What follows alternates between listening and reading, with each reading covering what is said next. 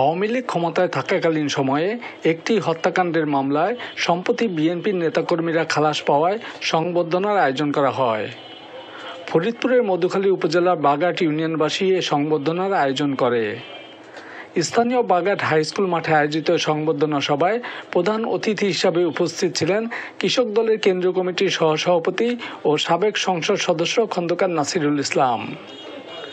সভায় উপস্থিত ছিলেন বাগাট ইউনিয়ন পরিষদের সাবেক চেয়ারম্যান আব্দুর রহিম ফকির, মধুখালী উপজেলা বিএনপির সাবেক সভাপতি রাকিব হোসেন চৌধুরী ইরান, মধুখালী উপজেলা বিএনপির সাধারণ সম্পাদক আব্দুল আলী মানিক, পৌর বিএনপি সভাপতি হায়দার আলী মোল্লা সহ মধুখালী উপজেলা বিএনপির নেতৃবৃন্দ ও স্থানীয় গণ্যমান্য ব্যক্তিবর্গ।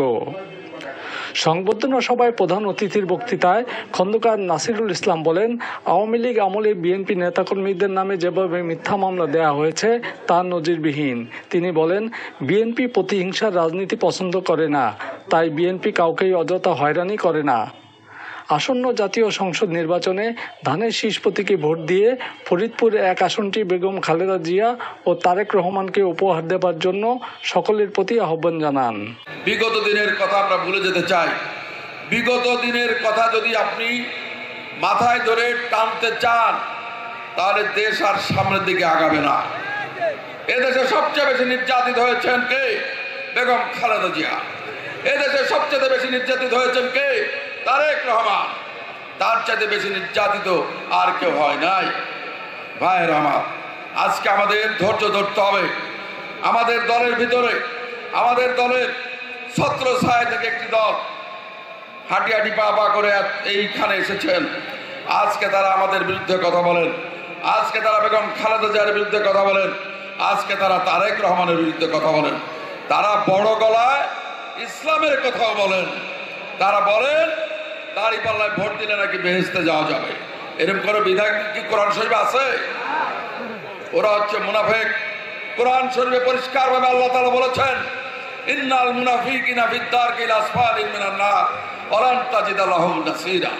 এই সকল মুনাফিকদের থেকে সতর্ক থাকতে হবে। কাল কিয়ামতের মাঠে এই মুনাফিকদের স্থান হবে জাহান্নামের সর্বনিম্ন পর্যায়ে। বন্ধুরা আমার, এই বলমারি মধুখালী আলফাডাঙ্গাতে প্রায় ৮০,০০০ থেকে ৯০,০০০ হিন্দু ভোটারের অবস্থান।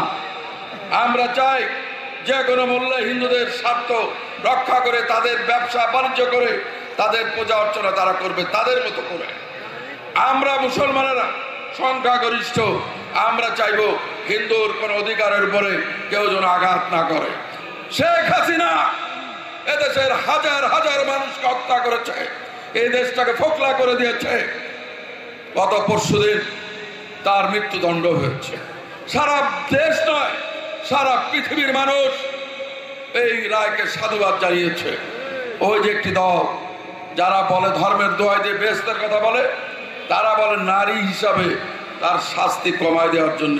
যে নারী এদেশে হাজার হাজার মায়ের কোল খালি করেছে, হাজার হাজার বোনের কোল খালি করেছে, যার সন্তানকে তার পিতৃহারা করেছে, একটি মামলায় তো ফাঁসি হয়, হাজার মামলায় কি হয় বলেন? উনি মাফ করে দিতে বলেন। ওনার ভোট দরকার, হিন্দু ভাই বোনের ভোট আমাদেরও দরকার। আমরা চাই হিন্দু ভাই বোন তাদের অবস্থানে সঠিকভাবে সুন্দরভাবে থাকবে। বাংলাদেশ জাতীয়তাবাদী দল বিএনপি তাদেরকে সহায়তা করবে নাকি? আমরা চাই এদেশের মানুষ ধর্ম বর্ণ দলমত নির্বিশেষে সকলে শান্তিপূর্ণভাবে বসবাস করবে। আওয়ামী লীগ যা করেছে আমরা বিএনপির পক্ষ থেকে সেই কাজটিকে সমর্থন করব না। আওয়ামী লীগ খুন করেছে, আওয়ামী লীগ চাঁদাবাজি করেছে, আওয়ামী লীগ থানার দালালি করেছে, আওয়ামী লীগ মানুষের উপর নির্যাতন করেছে। আমরা কি সেই কাজ করব?